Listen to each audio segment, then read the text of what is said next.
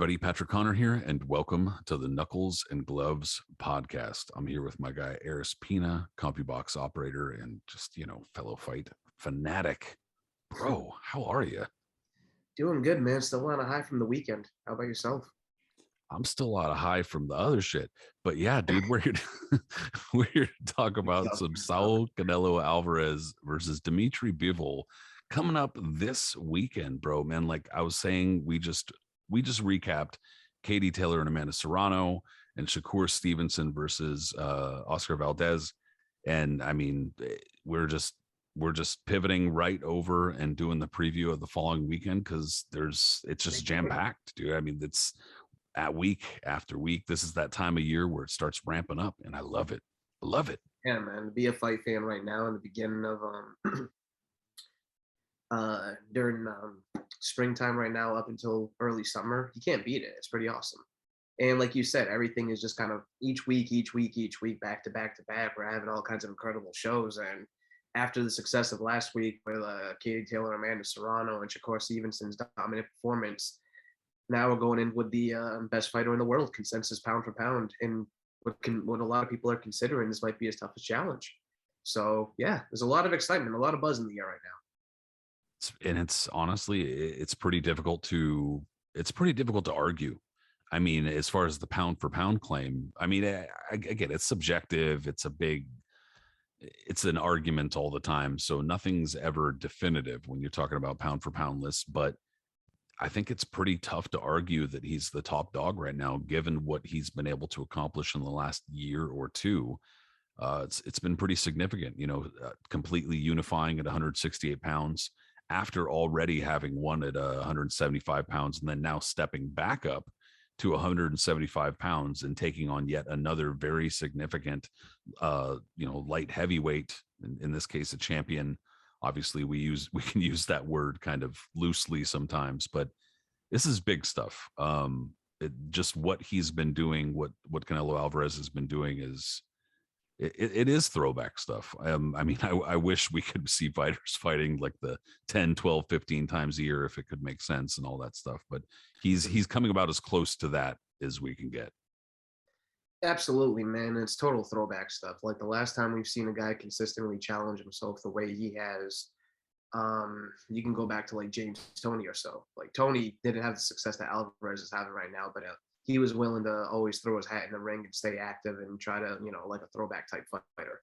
It's very, very rare this now in this type of era where everybody's all about money, all about trying to pick and choose. And if it makes dollars, then it makes sense.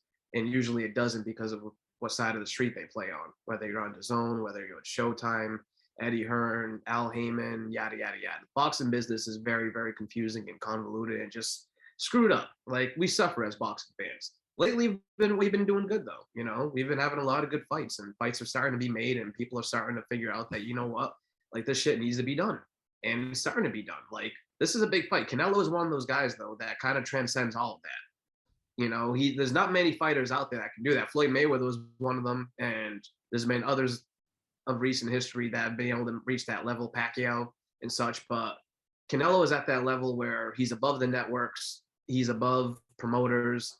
Hell, he's above the belts. He likes to collect belts, but I mean, he's really above that if he wants to be. Like, he commands the top dollar. He's the biggest prize in the sport. He's the biggest star in the sport, and he's the best fighter in the sport because look at his resume, and he's deserving of all that.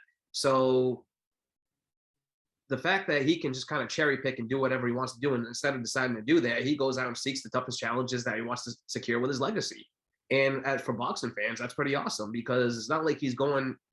Not only is he like unifying divisions like he did at the super middleweight for the first time ever, or fight Triple G at middleweight and to have success over there, and then move up to light heavyweight to knock out Kovalev and whatever he's doing. Like Canelo is doing stuff that we haven't seen in a very, very, very long time, and this is a huge challenge that he's picking up. Bivol is not a type of guy that a lot of people have been clamoring to fight. He's supremely talented. He's in his prime. And he has a style that is very, very difficult to beat. And for all those factors, Canelo said, I want to fight him. And that's pretty awesome. And what's also easy to forget in this equation And also, it's just crazy in its own right is that this is like the in-betweener fight, bro. This is the build-up Yeah, yeah, fight yeah. to the To third. the third Triple G fight. Yeah, what? And I think that's the point, is that's the kind of thing that you're not going to see from a whole lot of fighters these days. The Dmitry Bivol fight would be in the position that the third Golovkin fight would be, and this fight would be some scrub, or somebody who's perhaps not a scrub, but like is going to give some rounds or something like that. Absolutely. It's the tune-up fight, like we used to see when guys like Chavez or Delaware or whatever them were getting ready for a big pay-per-view fight. They would usually have one of their other fights against a mandatory challenger or a contender or whatever it may Fight be. on the same Yeah, card against two guys they exactly. could totally beat or something. Like when Trinidad knocked out Larry Barnes and Pernell Whitaker beat Jake Rodriguez, for instance. That was when Purnell got him with the body shots, right? Yep, Yep. totally. Whitaker was a vicious dude, man. Very, very vicious. Underrated body puncher. Like just like a lot of those dudes who they say have no power. A lot of them are underrated body punchers. Totally. But And you got guys too that like if they're gonna before their big fight, they fight a total patsy. Like think of the doubleheader that De La Hoya and Chavez had on HBO that was televised. De La Hoya fight Daryl Tyson, who was a washed up contender at that point. Tough guy in the 80s and early 90s. By the time he fought Oscar, he was completely finished. And then Chavez fought Scott Pink Cat Walker, a dude with an old 50s Elvis hairstyle, pink trunks, from Arizona. And his biggest name for his game was beating a completely washed comeback in Alexis Arguello. And I think that's how he ended up getting a fight like with Chavez. that dude's still getting free drinks wherever he goes, guaranteed in Probably. Arizona. Absolutely.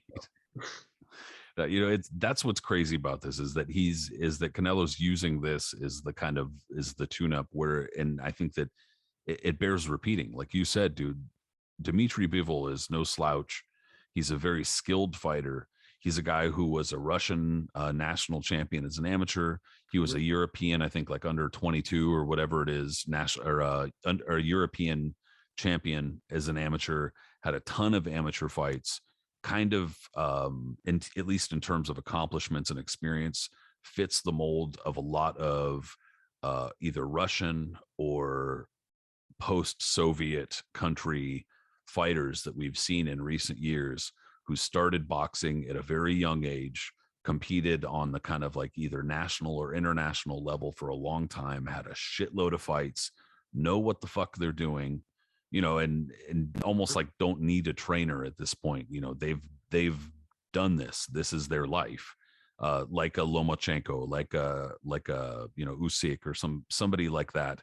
I don't want to just start, drawing comparisons between all of these dudes as if they're one and the same. But the point is that he has a lot of experience and his style is not easy also because whereas some of these other fighters, some other, quote unquote, Soviet fighters have been knocked for being stiff or being robotic, European, having an upright style, he doesn't have that style. A number of the fighters we've seen in recent years move their head a lot, have incorporated those kind of Western techniques or whatever you want to call them into their game. And Dmitry Bivol is one of those guys. He alters his tempo a lot, uses his feet. One thing that he does not have going for him, though, against Canelo is that he's not a super tall guy. He's like 5'11", 6 foot, something like that. And Canelo's not that tall either. He's like 5'8", 5'9". But they're not that far. They're not that far ahead in height either. Like when you see them compare themselves head to head, like Bivol's a bigger guy, but like you said, height wise, Canelo usually when he goes like when he fought Kovalev towered over him to a degree. This is not going to be the same thing. So yeah. And so I think that the potential for a guy sitting there controlling him with a jab from the outside, like Kovalev was able to do for some of those rounds. I mean, again, like I'm not trying to take it back to the Kovalev fight because we all know how it ended up. But Kovalev had some serious success over the first half of that fight. And Canelo had to find a way to make that knockout happen, which, again, he did. That was fucking brutal. But regardless, I'm not entirely sure it's going to be that kind of thing where he's like, slowly catching up to Bivol. I think this is going to be a little bit more of a chess match than people realize. And it's going to be maybe even frustrating because there's going to be a lot of like twitching, a lot of skills going on in there that sometimes aren't apparent. you know, I don't know that Canelo is going to have the chance to really just walk this guy down. Like you said, man, Bivol has good feet. He has good foot movement. He knows how to move. He knows how to box and move. And with his amateur style and just his fundamentals being so sound the way they are, he's going to be a challenge for Canelo, especially because Alvarez is not the type of guy who's very active in the ring either. You know what I mean? He doesn't throw a lot of punches, but he's extremely accurate in everything he does. Everything has a purpose for what he throws, and nothing is really ever wasted with him, you know? And he's incredibly good at cutting off the ring too. It's not so much how much punches he throws, it's the pressure he just exerts on you anyways, with the way he cuts it off and keeps on moving on you and then landing those perfectly timed shots here and there, which obviously hurt and add up after a while before he sets it up and takes you out. But it's going to be up to Bivol, for that matter, to really not let that happen. You know what I mean? Stay off the rope, stay letting, like, you know, Canelo trying to pressure him, because you get the sense that Canelo's going to be the one moving forward, trying to be like. You'd think so, yeah. Yeah. He's not a guy that moves backward too much. And Bivol, being the boxer that he is, will probably allow that to happen. But it's just going to be fascinating to see that, as opposed to Kovalev, like you said, who had a lot of success with his jab and moving, you know, throughout the first half of the fight against Alvarez. But Kovalev also came into that fight as damaged goods to a degree, you know? Yeah, it's a good point. Yeah, like it was a really quick turnaround from the really, really tough fight that he had with Yardy. He was already kind of past at the beginning with the fights with Gord and everything, his outside the ring issues. Like, there was a little bit of reason why Canelo picked him as well. Like, you know, even though it was a big fight and everything like that, like, I think they knew what they were getting themselves into when they were going to dip the waters in light heavyweight. And it ended up being really good as a pick, because that's exactly how they figured it went out, ended up happening. But Bivol's a different proposition here. Like, he's completely in his prime. He hasn't really taken a beating in the ring. He hasn't had a lot of pro fights yet, but of all the fights he's had, it's been against really sound competition, and he's come out unscathed in all of it, including, you know, like a guy against Joe Smith, who's a current champion now, and he pretty much whitewashed him. And what's his name? The Cuban fighter, Sullivan Barrera, and a few others. Yep. Yeah, Lennon Castillo, Isaac Chilemba. Like, I mean, he's fought a good amount of good veteran light heavyweights out there. Yeah, it's not to say that it's the strongest light heavyweight division we've ever seen or anything like that, but he's gone through much of the division in the last several years. But I will say that is kind of the other side of this. And I think that that's, you know, another potential opening for Canelo. I don't think that he's going to be relying on this. He's not going to be relying on the potential or the possibility that Dmitry Bivol is rusty. I mean, I don't really get, you know, I don't think he's that kind of fighter. He's going to plan for it other ways. But Bivol might be rusty. You know, he's looking at this. I guess I just was surprised that it's been that long. He got the interim WBA light heavyweight title in 2016. Like, I didn't realize it had been that long. Like, I mean, you know, come to think of it, you're right, because there was a time, I don't remember what fight it was, but I went to HBO to work one of his fights, like early on when he became interim champion. It was like in Monaco or somewhere out there. And I remember it was an afternoon show. I walked in and he scored a knockout within like 30 seconds of the first round. And I was just like, that was the easiest work I've ever had in my life. And I just went about my business for the rest of the day. It literally, yeah. I mean, I guess he's 31 years old. Canelo's 31 years old. Canelo also had a significant amateur career, although I don't think nearly as extensive as Dmitry Bivol's, but he's fought 61 times. He's 31. Dmitry Bivol is fought 19 times, although again had a shitload of amateur experience. So there is kind of like that possibility, I suppose. There's the possibility of burnout and having, you know, done this so much, Bivol, that, you know, he just, I guess, it doesn't have it or something like that. Or there's also the possibility that having been fairly inactive as a pro over the last handful of years, I mean, over most of his career, really, I suppose that could catch up to him too, I guess. He seems fairly professional, so again, I wouldn't rely on it, but that's something that I would be, I guess, concerned about if I were in his corner or rooting for him or something like that.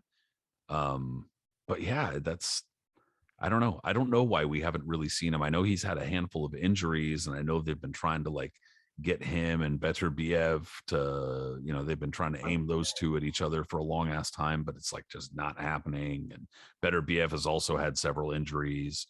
So the light heavyweight division, at the very, very top has been a little bit snake bitten by those two. But anyway, it sounds like Canelo's marching in here to try to make something of it. I'm all for him, man. He when they told him and when they asked him too originally about the fight, I think he feels that Bivol might be the tougher proposition. Hence why he picked him, like stylistically wise. I don't know if that's gonna be the case, man, because Could be. Beterbiev is an absolute monster puncher himself. That's I think the X factor with Beterbiev is that it's just more of a you can't get hit by him, Totally not. And he's the same thing with Canelo.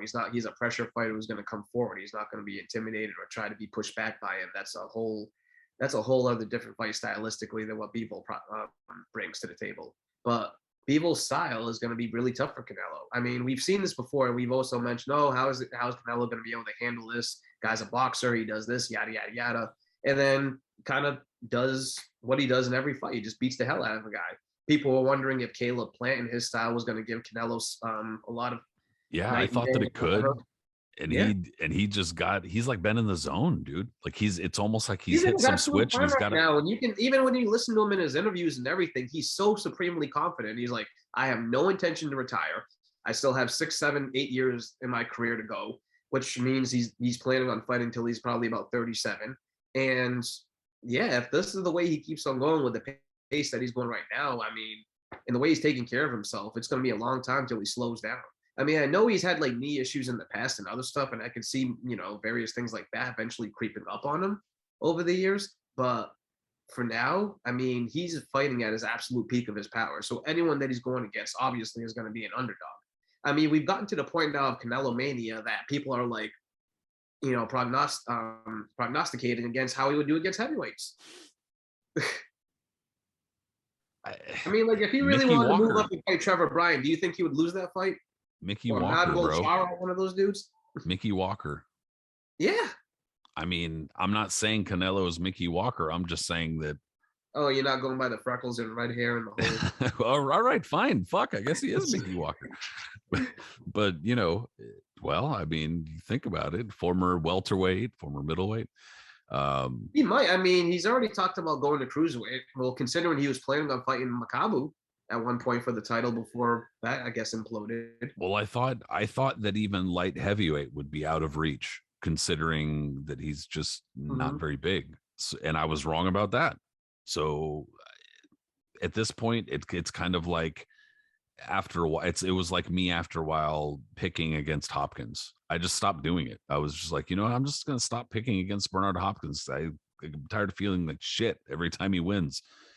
But it's the same thing. You have to understand, like, to add to that point, to beat Canelo by decision in Vegas or wherever is next to impossible, it seems. That's going to be tough. Yeah.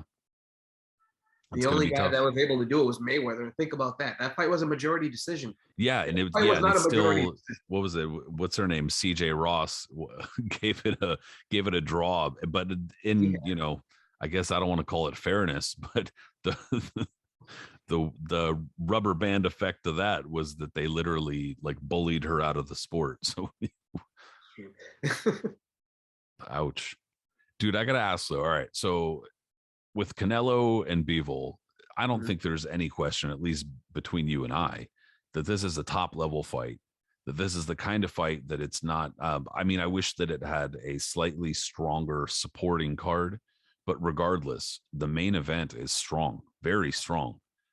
And even so, and I don't want to amplify this contingent because I think that there's like a tendency to do that type of shit. Like, you see like 5 people say something on social media and all of a sudden in your brain's just like a large percentage of fans are thinking this. And it's like, no, dude, that's not how it works. You just saw 5 people. But nonetheless, I have seen people say, well, what about fighting Benavidez? Like, why is he ducking Benavidez? Why isn't he fighting Charlo? Why is he ducking Charlo? And I mean, I guess, what do you say to that? Like, do you feel like he's actually ducking these foos or what's going on here? Not at all. Absolutely not. How could Canelo you? is one, like I said at the beginning. Now he's at the point in time where he's allowed to pick and choose who he wants. Look at his track record. Look who he's fought. Does it look like he's ducked anybody? He's fought everybody that there is to fight, or more or less, in for the past decade. Even when he was as an up and comer, he still has like past names like Mosley as such on his ledger. Like he's fought everybody that there is to fight. He hasn't ducked anyone. He's moved up and he's taken challenges that most people wouldn't take. Like That's him true. fighting Bivol is a big step for him. Sure, I would love to see him fight Jermell Charlo. I mean, who wouldn't? That would be like a very exciting fight. But I think that's a fight that Canelo would probably win rather easily. Same thing if he fought Benavidez at this moment. Like Canelo's looking for the guys I think that's really pushing his button. Plus, he's looking for like things that most guys, like you said, not normally would do. Jumping up to light heavyweight at his size and the way he looks is more of a challenge for him, I think, as opposed to going fighting a guy at middleweight where he's already like done that terrain. Like he finds it more intriguing in my mind, I think. In my opinion, I think he finds stuff like that more intriguing moving up a division to challenge guys bigger than him who are highly skilled, as opposed to going back to old water and doing what he does, even though Charlo is, a big time champion in his division, clamoring everybody wants to see him. Benavidez is another one.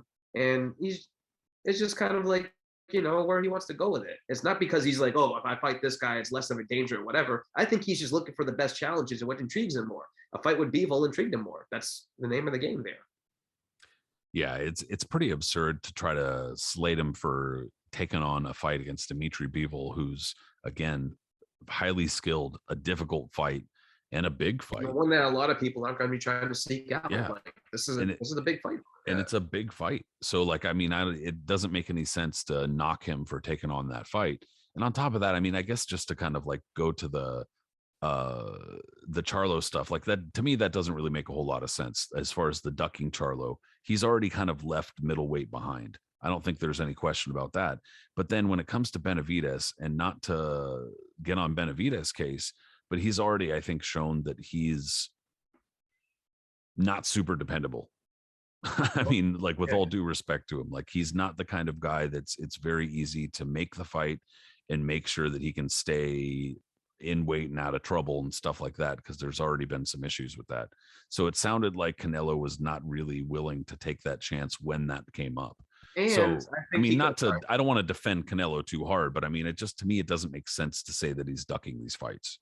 No, I don't think he's just one of those fighters that aren't a ducker in general. Like Pacquiao wasn't a ducker, and others of those ilk. Like, and when they seek out challenges all the time and they're trying to add to their legacy, as opposed to just wondering, oh, I'd like to fight him, but I got to talk to my advisors. We got to put up the money, not enough money. You know what I'm worth. He's not worth that. We can't do 50-50, yada, yada, yada. Like, that's what these guys separate. That's what separates Canelo from the rest of this generation of fighters, And I can almost see it in the sense too that he's waiting to see, well, why don't they fight each other? Which he kind of said, let all these guys kind of fight each other, and then whoever comes out on top can fight me. Like, he's seeking out his own challenges. Benavidez and Charlo are both with the PBC, both with Heyman, both fight on Showtime, Fox, whatever it may be. And obviously there's a lot of bad blood there. They almost came to blows, I think, at the Spence pay-per-view, right? Wasn't there a skirmish between them ringside? It sounded like it. So that's a fight I'd love to see. That's a very, very intriguing fight. All right. Both of those are at the same skill level almost. I mean, like, Benavidez is very, very highly skilled, but like you said, he's just kind of a basket case and is very unreliable. Charlo is a basket case in his own self, but it's awesome the way he does it. And he channels that energy into the ring, which makes all of his fights must see, because you just because he's not that hard to outbox sometimes for a while. Like, Charlo is like as good as he is as good as skilled as he is and how hard he hits. Some of his one-dimensionalness can, he can be outboxed for a little bit. Same with his brother. But he still has that factor where he can end a fight with one punch and just kind of flat. And once he hurts you, he takes you out. So there's a lot of, layers and factors, the bad blood going on in that fight. Like, I'd love to see that. And that seems like a fight that could be easily made eventually. Whoever comes out of that and wants to fight Canelo then, depending on where he is, that's probably be the fight to make. But until then, I guess, he's doing his business at light heavyweight and with Triple G. It's like Canelo said, dude, you want payday? You want payday? It's true, though. I mean, I'm not trying to just like. Everybody wants a payday. Hell yeah. Everybody and wants I get it. but I think that he has a point. And again, I don't want to just come off as like defending Canelo to the death, but I think he has a point here, dude, because I think that like he's saying that if this group of fighters, like these divisions are not like, I mean, ultra deep, but they're deep enough that there's several contenders. Some of the contenders could fight each other, and there's no reason why they couldn't, but aren't, because they want to fight him. Again, I get it. Like, it's like they're saving themselves because if they lose, they're not going to get that shot. We know how this works. But if you're not going to take that chance, why is he going to, why is he going to pick you? If you're not bold enough to fucking do that shit, why do you deserve it? And that's kind of like what he's saying. And I mean, yeah, I mean, I understand the perspective of fighters who want the payday, but why are you going to get it? Why is Demetrius Andrade? And I mean, I feel bad because he just had an injury and his fight just got postponed, and that should have been a pretty good fight for him. But again, now he's going to have to wait even longer. And what has he done to get a fight with Canelo, for instance? Not much, bro. Show up And at that's his the whole press thing. conference and yell at him. What's that? Show up at his press conference and yell at him with his dad. Get the fuck out of here. Yeah, no, it's not going to work, bro. I mean, again, like I like Andrade, New Bedford, Providence, the connection over there, whatever. But you got to be real about it. Like you just said, what has he done to deserve a fight with him? I mean, he's still undefeated. He's still, world champion and all that other stuff. But like, no one is clamoring for a fight with him. No one is clamoring for a fight with Alvarez. Yeah, not even his own promoter. No, even his own promoter. That's why he's leaving him. I think that's why he's leaving Hearn, because Hearn said that he wanted to make big fights for Andrade, and for whatever reason, he couldn't do it. No one's clamoring to fight him. it's sad to see, because he's wasted the years over the years, and the career that he potentially could have had with the skills he has is clearly not going to happen now. But yeah, he spoke up. He spoke up about it, but a little too late is the problem. Totally. And if he gets that big fight now, it probably is going to be too little, too late. Because he's already been showing signs of like slowing down in some of his past fights. Yeah, I wish the best for him, but doesn't seem like it's there. But back to Canelo, I think that this is the kind of fight, though. I'll ask you who you think is going to win in just a sec. But this is the kind of fight, I think, where the winner comes out of this. I mean, I'm just thinking of the potential of both guys. The winner comes out of this sitting really pretty, and yeah, I don't know, man. I think that this is a really, really competitive fight. Who do you think takes it? You got to go with Alvarez. I mean, I'm still, no matter what. I think Alvarez, like you said, he's working on full gear right now, all peaks of his powers, and when you're that good of a fighter, and he's a future Hall of Famer and everything else, like he's just the best of our generation. When you're that good, honestly, like you can't go against the grain like that. And Bivol's going to give him a tough fight. I don't think it's going to be easy at all. It's going to be a fascinating fight for a little while. But once I think Canelo, he's the type of guy, I'm not going to say, oh, he's downloading information or anything stupid like that. But each round, he's like, he's getting more and more warmed up to the occasion. You know what I mean? It's true. And yeah, he is though. Yeah. He totally is. Like each round, he warms up to the occasion. He gets more relaxed. He's just watching everything you do. He starts picking and choosing things, and then he starts going to work because he knows what works for him. And then, like I said, before you know it, by like round 6, round 7, he's totally in full gear at that point. And now you're starting to drown. So I don't know if that's going to happen. This fight I actually expected to go to distance, but I think, Canelo, after some early adjustments, will probably end up pounding out a decision.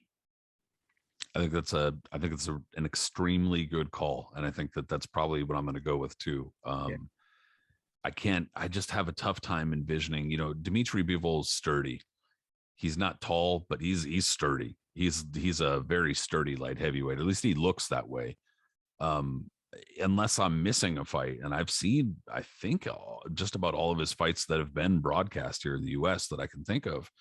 I don't specifically recall him getting, hurt to the point where I'd be like, Canelo can catch up to that very easily. Yeah, I think only Joe Smith was the one that kind of buzzed him at one point, right? Yeah, and Joe Smith is a big light heavyweight puncher. Big puncher too, yeah. So that's not the most skilled guy on the planet, but can punch, no question. Totally. And Canelo's not, not at light heavyweight that we've seen that kind of puncher. You know, he's more of a kind of like work up to that, you know, break you down type of guy. And don't get me wrong, I'm not trying to get fucking hit by him, but point is, you know, he's not the way you watch those videos where he punches those water bags with his uppercuts and hooks and just yeah. I watched that video of that fight where he destroyed Callum Smith's arm. Holy shit, bro. We're talking Marciano, Roland Lastarza type. Yeah, pass. And get the thanks. welts and lumps growing on it and blood clots or whatever. Nah, I'm straight, dude. Nah, this is the kind of fight I think where it's going to be tactical, and then assuming this is like you kind of alluded to, the quintessential Saul Canelo Álvarez fight, he's going to start to kind of catch up, maybe break him down, but not. I don't think he's going to get to the point of stopping him. My guess is that Canelo will start to try to figure it out or figure something out, but it's tough to call, dude. I think this is a very tough fight for both fighters. Totally. And that's why Alvarez chose it, because he knows this is going to be a challenge for him. It's not going to be a walk in the park to grab this fight, quick belt, and then consider yourself the man of the division. This is like picking out one of the toughest guys out there. If it's not going to be, better be if, Bivol's right, the next guy. And like you said, man, to pick this guy as a tune-up for the third Triple G fight, more or less, is like wild. Well, again, and if he beats him, dude, he's going to be a massive favorite to beat the crap out of Golovkin, I'd imagine. I mean, he's already a massive favorite probably after Golovkin's performance against Murata. Yeah, dude. So yeah, and then if he beats Bivol, it's just going to be like, I would imagine there is going to be contingent people saying, "Why are we doing this? It's pointless." I mean, totally. But me a lot about that. But like, I'm fine with the fight, but we'll hear that for sure. Absolutely, but as we've discussed before as well, for whatever reason, guys get extra motivated for that last hurrah when they know it's their last chance to get some money. But in a performance that kind of exceeds what everyone thinks. Golovkin might be capable of that. We don't know yet. But Bivol, he knows this is his big moment. He's coming in, like we've seen, like he looks big for this fight already too. The way he's been training, the training photos we've seen, the videos that we've seen, and stuff like that. He's looking in supremely good shape, as is Alvarez. So both guys are coming in at absolute their peaks right now, man. This is going to be a really, really good fight. Might not be the most exciting fight because, like you said, man, both guys, it might be more of a chess match. Alvarez isn't a person that throws a ton of punches. Bivol's more of a boxer as opposed to like going out there and trying to, take you out. So yeah, they're just going to try to execute their styles on each other. But if you're into that, and you should be, because this is one of those fights that shouldn't be boring about. Yeah, it's going to be really intense, but yeah, it's going to be very, very high level chess being played right there, and it's going to be awesome. Yeah, dude, I'm looking forward to it.